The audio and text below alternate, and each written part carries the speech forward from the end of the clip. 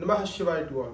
आज की चर्चा होगी मेष लग्न में प्रथम भाव में मंगल की स्थिति को लेकर के। यहाँ पर लग्न भाव का स्वामी मंगल स्वराशि होकर के प्रथम भाव में बैठा है। मंगल यहाँ राजकारक ग्रह माना जाएगा। क्यों?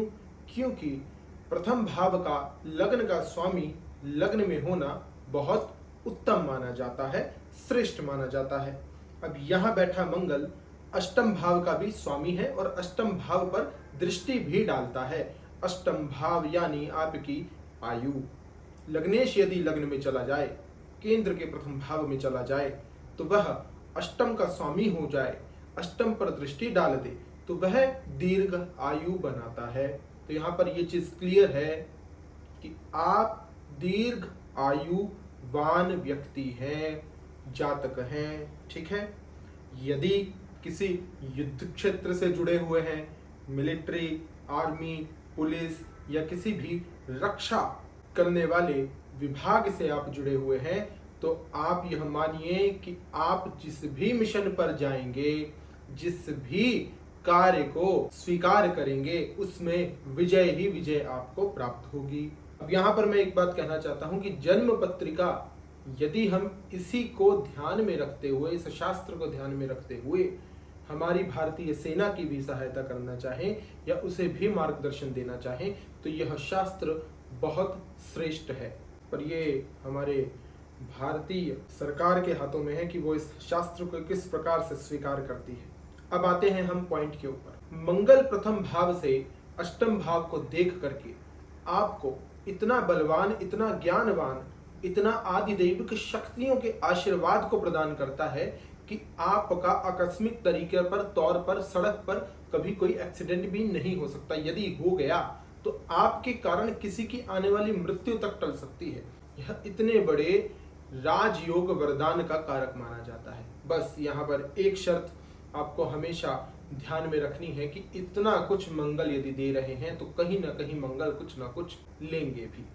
तो वह है मंगल की चौथी दृष्टि, चतुर्थ दृष्टि, जो कि कर्क राशि पर चौथे भाव पर पड़ेगी। यहाँ बैठे हुए मंगल चौथे भाव को थोड़ा सा नुकसानदायक बनाते हैं यदि जन्म पत्रिका में चंद्रमा की स्थिति खराब हो तो।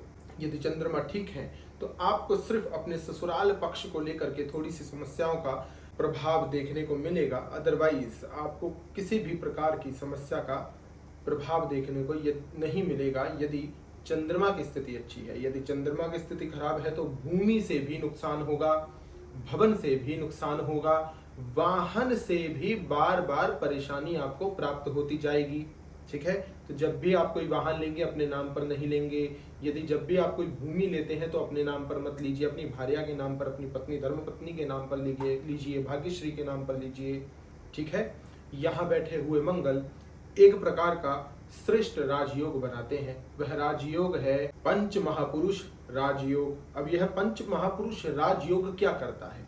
यह राजयोग सबसे ज्यादा अधिक श्रेष्ठता आपको आपके उत्पन्न खुले विचार को प्रदान करने में देता है और सक्षम रहता है। बस यहाँ पर यह खुले विचारों वाला तो बना देगा, पर ये राजयोग व्यक्ति को कभी भी कोई अन्याय सहन करने की क्षमता नहीं देगा।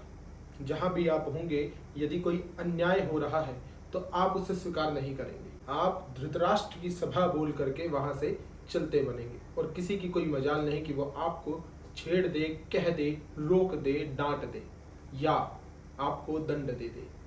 वो कितने भी श्रेष्ठ व्यक्ति हों, आपकी बुद्धिमत्ता इस राजयोग से बहुत ही अलग प्रकार की क्षमता को प्रस्तुत करेगी, लीडरशिप क्वालिटी को दर्शाएगी।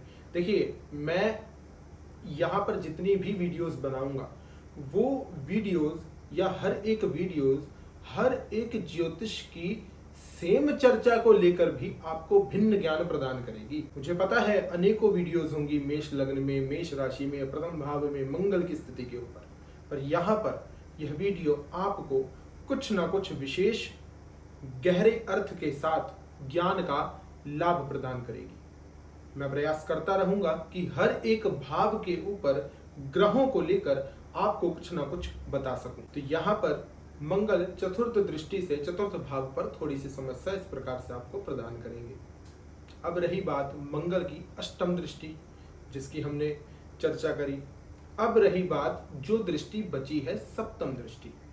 अब यह जो सप्तम दृष्टि है वैवाहिक जीवन को बहुत अच्छा बनाएगी। यदि आप भी अपनी जन्म पत्रिका को मिला करके मांगलिक स्त्री से या मांगलिक पुरुष से विवाह करते हैं तो, क्योंकि यहाँ बैठे हुए मंगल बहुत ही अधिक ऊर्जावान, श्रेष्ठ, गुणवान, न करने वाली सहनशीलता, मतलब कि ऐसी सहनशीलता जो आपके अंदर बिल्कुल नहीं है अन्याय को लेकर के, ऐसा बनाते हैं। तो यहाँ पर मंगल जब मांगलिक योग बना रहे हैं, जिसे लोग दोष भी कहते हैं, आपको ध्यान रखना है कि जिससे विवाह करें वह भी मांगलिक हो। और भूमि का व्यापार यदि आप करते हैं, भूमि से संबंधित कोई भी कार्य यदि आप करते हैं, विवाह के बाद बहुत ही श्रेष्ठ साबित होगा, श्रेष्ठ माना जाएगा, श्रेष्ठ सिद्ध होगा।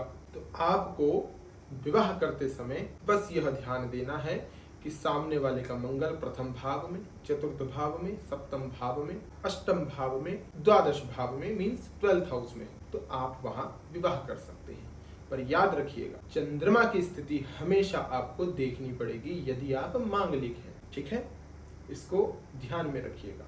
जन्म पत्रिका में, स्त्री की जन्म पत्रिका में हमें बृहस्पति से पति का विचार करना चाहिए।